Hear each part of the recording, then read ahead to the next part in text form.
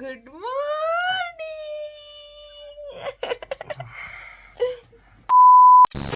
কয়েকটা সুন্দর দিন একসাথে কাটিয়ে আজকে আমাদের বাড়ি ফেরার পালা। সকাল সকালই বেরিয়ে একদম পাহাড় থেকে সোজা সমতলের স্টেশনে চলে এসেছি। আমি চাইলেই দুটো ব্লগেই আমাদের ট্যুরের ব্লগটা কমপ্লিট করে ফেলতে পারতাম, কিন্তু আমি সেটা না করে আমি রোজকার ব্লগগুলো আলাদা আলাদা করেই রেখে দিচ্ছি আমার টাইম লাইনে। তার কারণ একটাই, যে মেহু খুব তাড়াতাড়ি বেড়ে উঠছে, আর ওর এই স্মৃতিগুলো আমি আর চাইলেও ফিরে পাবো না। তাই প্রত্যেকটা দিনের প্রত্যেকটা মুহূর্ত আমি রেখে দিলাম। চলো তাহলে পাহাড়ে আরও একটা সুন্দর সকাল আমাদের সাথে উপভোগ করে নাও। এই দেখো বলছে 4টে, একটু পরে আমরা ব্রেকফাস্ট করে এখান থেকে বেরিয়ে পড়বো। কি তোমার মন খারাপ?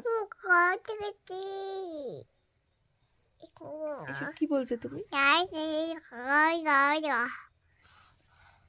হ্যালো এভরিওয়ান করে দাও একটু। বলে এতে কি হচ্ছে? নাচো নাচো। এই ফেলে দি ঢুবুস, এই ফেলে দি ঢুবুস, ফেলে দি চল আমরা পাহাড় দেখি। চল, ওই দেখ পাহাড়, দেখ দেখ দেখ, বুঝি বুঝি বুঝি। সো একটু পরে বেরিয়ে যাব, আর অনেক অনেক অনেক মুহূর্ত গ্যাদার করে রাখলাম মোবাইলে, আর পরে একটু একটু করে তোমাদের সাথে শেয়ার করব। প্লাস আমার ঝুলিতেও অনেক মুহূর্ত অ্যাড হয়ে গেল।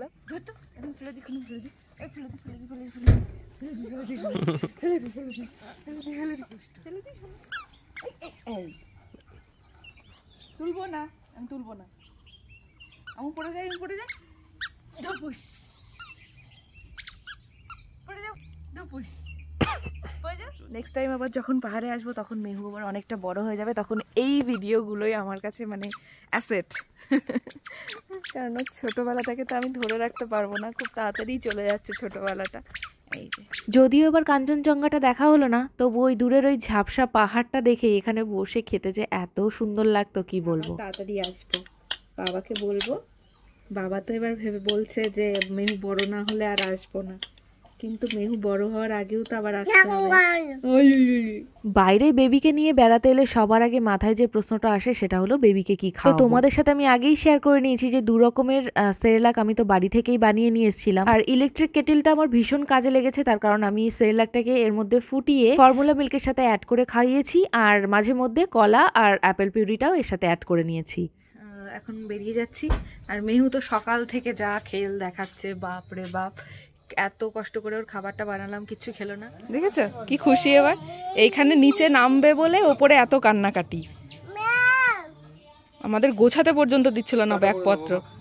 টাটা, হ্যাঁ টাটা করে দাও। আর এই পাহাড়ি ফুল গাছগুলো দেখে আমার এটাই মনে হয়, পরিবেশ আর পরিস্থিতি যদি ঠিক থাকে, যে কোনো প্রতিকূলতাকেই হার মানানো যায়। যত্ন না পেলেও এরা কি সুন্দর বেড়ে ওঠে, আর যতবারই পাহাড়ে উঠি না কেন ততবারই যে আনন্দটা নিয়ে উঠি, নামার সময় ঠিক ততটাই খারাপ লাগা নিয়ে সমতলে নেমে আসি। দুগ্গা দুগ্গা বলে আমরা বেরিয়ে পড়লাম। তোমাদের মধ্যে থেকে কিছু কমেন্ট পেয়েছিলাম যে মেহুর কোনো প্রবলেম হয়েছিল কিনা পাহাড়ে ওঠার সময়। না, মেহুর কোনো রকম কোনো প্রবলেম হয়নি, ভগবানের আশীর্বাদে ও একদম ঠিকঠাক ছিল। আজ সকালে বেরোনোর সময় ও কিছুতেই খেতে চাইলো না, তাই রেস্টুরেন্টে আমরাও কিছু খেয়ে নিলাম, আর ওকেও আমি খাইয়ে নিলাম। মেহুকে বাইরে নিয়ে গেলেই কিছু জিনিসপত্র আমি সবসময় আমার সাইড ব্যাগে রাখি, যাতে করে ওর সব জিনিসপত্রগুলো পেতে আমার ভীষণ সুবিধা। যেমন ধরো ব্যাগে আমি সবসময় ওর একটা ওয়াইপার, একটা ডাইপার, আর খাবার জল, আর যে খাবারটা নিয়ে বাইরে বেরোই সবসময় আমি আমার সাইড ব্যাগে রেখে দিই। রেস্টুরেন্টে এসেই মেহুকে খাইয়ে নিয়ে আমরা অর্ডারটা দিয়ে দিয়েছিলাম, তাই ওকে খাওয়াতে খাওয়াতে আমাদের অর্ডারটাও চলে এসেছে, আর খেয়ে দেই বেরিয়ে পড়লাম। আর আমি একটু রাস্তাঘাট দেখতে দেখতে আসছিলাম, বাট মেহু তো আমাকে ছেড়ে এক মুহূর্ত থাকবে না। সে বাবার কাছে থাকলেও তার মাকে লাগবে, আবার মার কাছে থাকলে বাবাকে লাগবে, এই হচ্ছে মেহুর অবস্থা। তো যাওয়ার দিনকে তো মেহুর ট্রেন জার্নিটা দেখেইছো, আজকে আসার দিনকে মেহু ট্রেনে কি কি করলো সেটাও দেখে নাও। বুঝবে একটু, বুঝবে, বসো। বাবা কিন্তু এখন ঘোরাতে পারবে না, এখানে বসে থাকো চুপ করে, ঠিক আছে? এখন অ্যানাউন্স করেনি আমাদের ট্রেন, তুমি বসে থাকো। বসে থাকো। ও বাবা, মনে হচ্ছে আমার সব কথা বুঝতে পারছো তুমি, হ্যাঁ? সময় থাকতে থাকতেই আমরা আগেই পৌঁছে গেছি, এখন ওই 2টো বাজে মোটামুটি, আর এখন আমাদের 2 ঘন্টা এখানে বসে থাকতে হবে। আর ওই যে আবার বলছে টু টু টু টু জান বাচ্চা, এই ব্যাগটার উপরে বসতে ও ভীষণ পছন্দ করে। কোনটা নেবে? আইসক্রিম লাগবে, আইসক্রিম আইসক্রিম লাগবে, কোনটা লাগবে? ব্যাগপত্র সব এসে গেছে। আর এই যে মেহু জলের বোতল নিয়ে নিজের জলের বোতল সামলাচ্ছে। সবাই ওয়েট করছে ওখানে, একদম গ্যাদারিং হয়ে গেছে। অ্যানাউন্স এখনো করেনি কত নম্বর প্ল্যাটফর্মে দেবে ট্রেন, জানি না। আসি, বোতল তো পড়ে গেল, যাও নিয়ে এসো, নিয়ে এসো, যাও, যা বলতে হবে না, নিয়ে এসো বোতল, নিয়ে এসো, নিয়ে এসো, তুমি নিয়ে এসো, নিয়ে এসো। হয়েছে? বাবাকে দিয়ে দাও, বোতল দিয়ে দাও বাবাকে।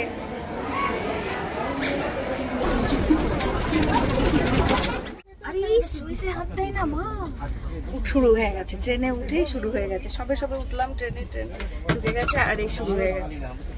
তো ওস্তাদি শিখেছে, ওরে সব কিছু ওর দেখা যায়।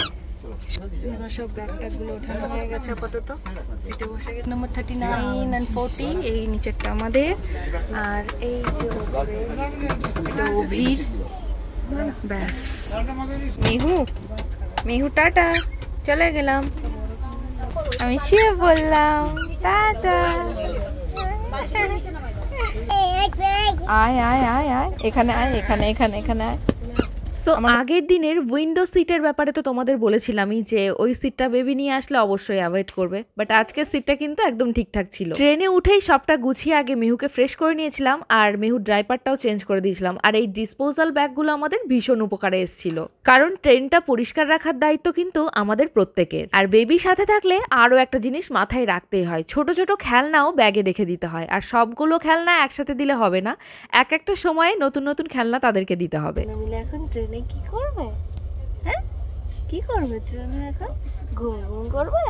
ম্যাও, ওই যে কত ম্যাও। আমি বরাবরই ট্রেন জার্নিটা ভীষণ পছন্দ করি, আর ট্রেনে উঠতেই আগে কানে হেডফোন দিয়ে নিতাম, বাট এখন সেসব সত্যিই অতীত। এখন মাথায় শুধু একটাই চিন্তা, মেহুকে টাইম টু টাইম কি খাওয়াবো আর কিভাবে ওকে যত্ন করব। এখনো আন্টিকে দেখছে, এখন বলবে না। ভালো।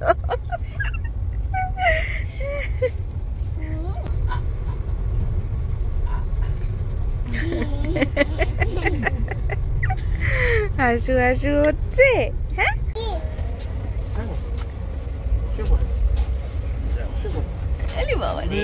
হোমস্টে থেকে সেই সকালবেলায় বেরিয়ে আমাদের ট্রেন ছিল 4টে, আর ওকে রাতে খাওয়ানোর জন্য আমি সেজন্য ফ্লাস্কে একটু গরম জল নিয়ে নিয়েছিলাম। বিকেলের দিকে ওকে কিছু ফ্রুটস দিয়েছিলাম আর রাতে ইনস্ট্যান্ট সেরেলাকটাই খাইয়ে নিয়েছি। আর আমরা যেটাই খাবো না কেন, মেহুকে কিন্তু আমাদের একটু সেটা দিতেই হবে। চারিদিকে ঘুরতে, সবার সাথে গল্প করতে গেছে। আসার দিন যেরকম সবার সাথে গল্প করতে করতে এসছে, আজকেও সবার সাথে গল্প করতে করতে আসছে। খুব মিশে গেছে এদের সাথে, তো ওদের একটু প্রবলেম আছে ভিডিওতে দেখানো, তো সেই কারণে আমি তোমাদের দেখাতে পারলাম না। তবে ওরা কিন্তু ভীষণ ভালো। সে বড়